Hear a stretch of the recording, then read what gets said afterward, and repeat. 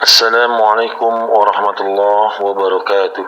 إن الحمد لله نحمده ونستعينه ونستغفره ونعوذ بالله من شرور أنفسنا ومن سيئات أعمالنا.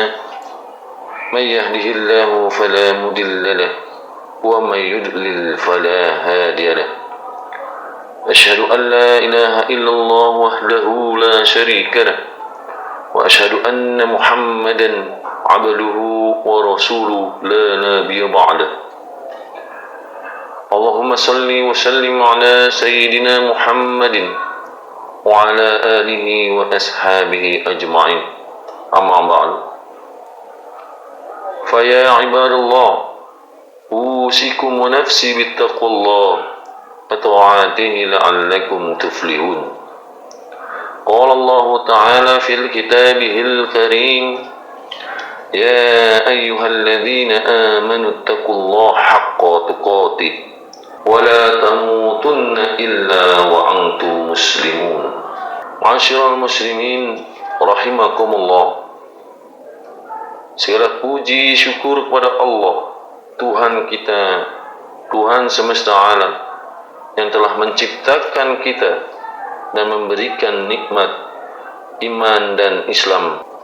Salawat serta salam tercurah kepada junjungan kita Nabi Muhammad sallallahu alaihi wasallam.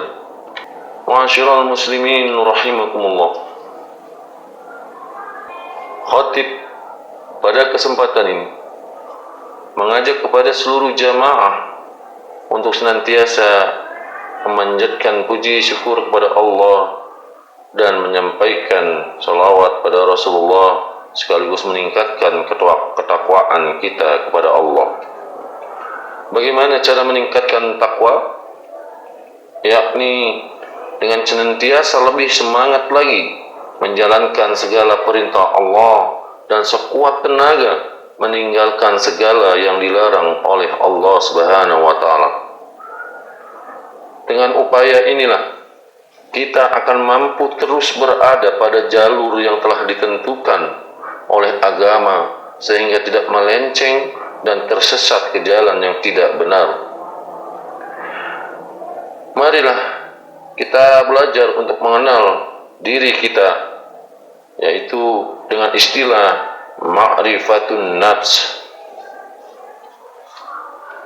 Ma'asyiral muslimin rahimakumullah.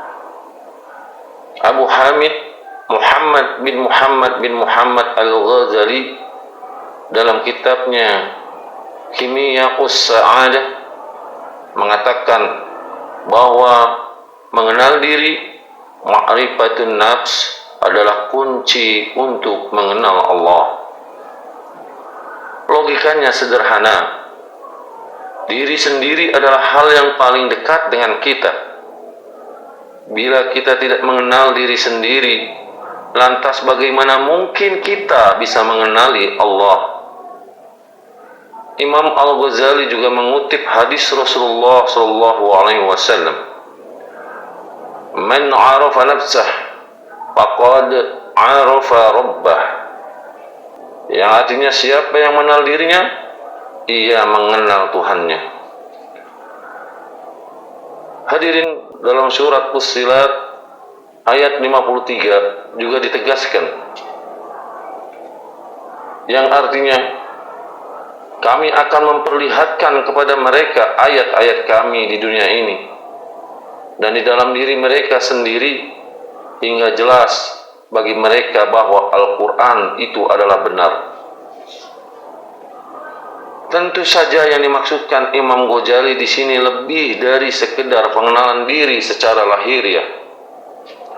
Seberapa besar diri kita, bagaimana anatomi tubuh kita, seperti apa wajah kita atau sejenisnya. Bukan pula atribut-atribut yang sedang kita sandang, seperti jabatan, status sosial, tingkat ekonomi, prestasi, dan lain sebagainya. Lebih dalam dari itu semua, yang dimaksud dengan mengenal diri adalah berusaha menjawab pertanyaan-pertanyaan mendasar, siapa aku dan dari mana aku datang. kemana aku akan pergi, apa tujuan kedatangan dan persinggahanku di dunia ini, dan di manakah kebahagiaan sejati dapat ditemukan. Hadirin, di sini kita diantarkan untuk memilah mana yang bersifat hakiki dalam diri kita dan mana yang tidak. Serentetan pertanyaan sederhana namun sangat kompleks, butuh perenungan diri untuk menjawab satu persatu pertanyaan tersebut. Jawabannya mungkin sudah sangat kita hafal, tapi belum tentu mampu kita resapi sehingga menjiwai keseluruhan aktivitas kita. Jamaah sholat Jum'ah rahimakumullah. Untuk mengenali diri sendiri, Imam Al-Ghazali mengawali penjelasan dengan menyebut bahwa dalam diri manusia ada 3 jenis sifat. Yang pertama, sifat-sifat binatang, sifatul bahaim. Yang kedua, sifat-sifat setan, sifatus syayatin. Dan yang ketiga, sifat-sifat malaikat, sifatul malaikah. Pertama, apa itu sifat-sifat binatang? Seperti banyak kita jumpai, binatang adalah makhluk hidup dengan rutinitas kebutuhan biologis yang sama, persis dengan manusia. Mereka tidur, makan, mereka minum, kawin, berkelahi, dan sejenisnya. Manusia pun menyimpan kecenderungan-kecenderungan ini dan bahkan memiliki ketergantungan yang nyaris tak bisa dipisahkan. Watak-watak tersebut bersifat alamiah dan dalam konteks tertentu dibutuhkan untuk mempertahankan hidup. Yang kedua, yaitu sifat-sifat setan.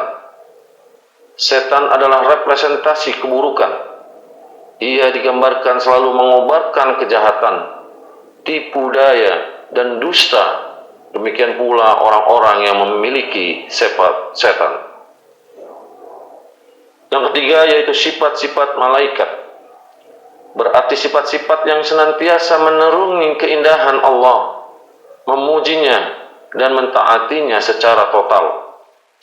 Ringkas kata, kebahagiaan hewani adalah ketika ia kenyang, mampu memuaskan hasrat dirinya, atau sanggup mengalahkan lawan untuk memenuhi kepentingan dirinya sendiri atau paling banter untuk keluarganya.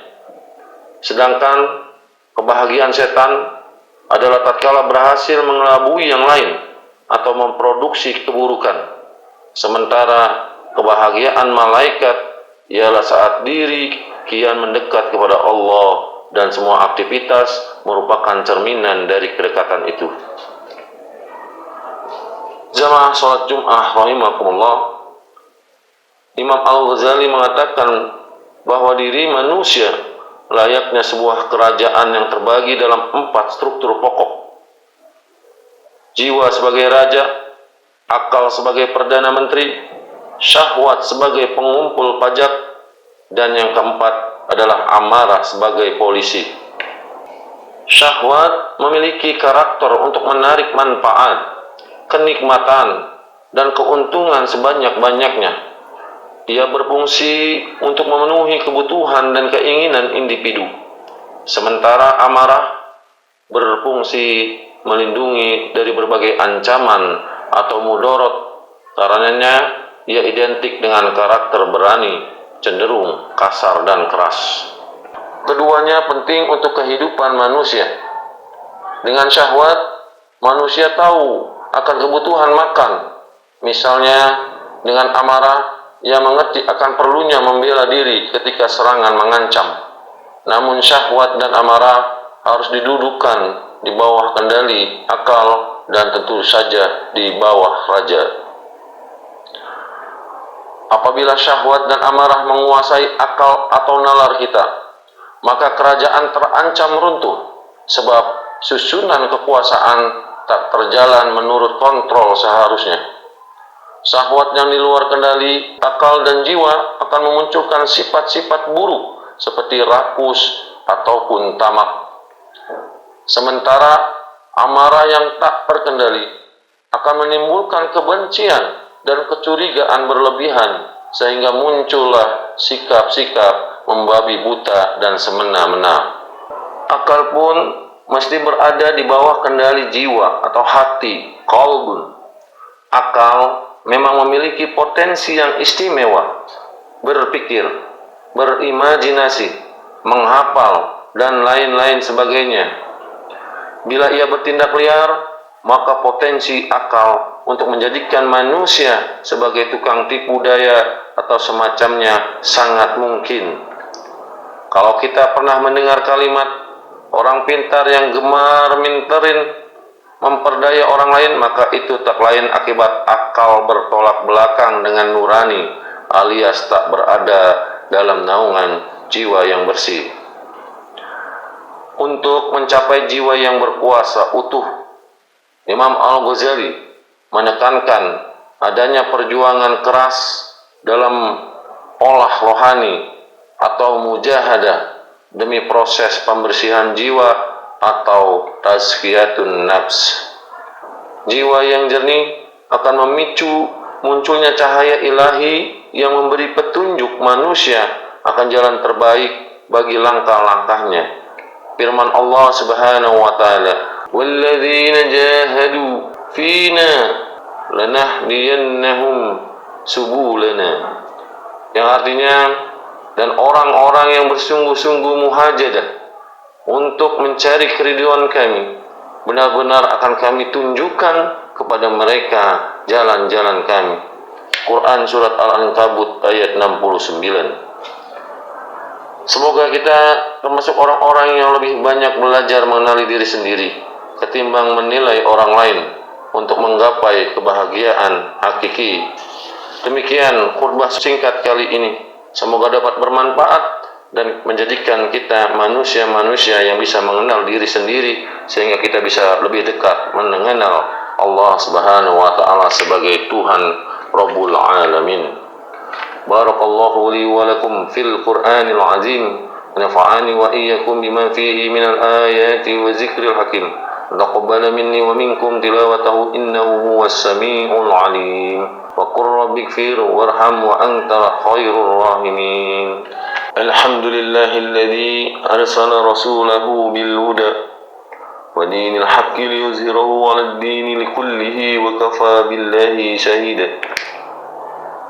Asyhadu an la ilaha illallah wahdahu la syarika lah wa asyhadu anna Muhammadan 'abduhu wa rasuluhu la nabiyya ba'da.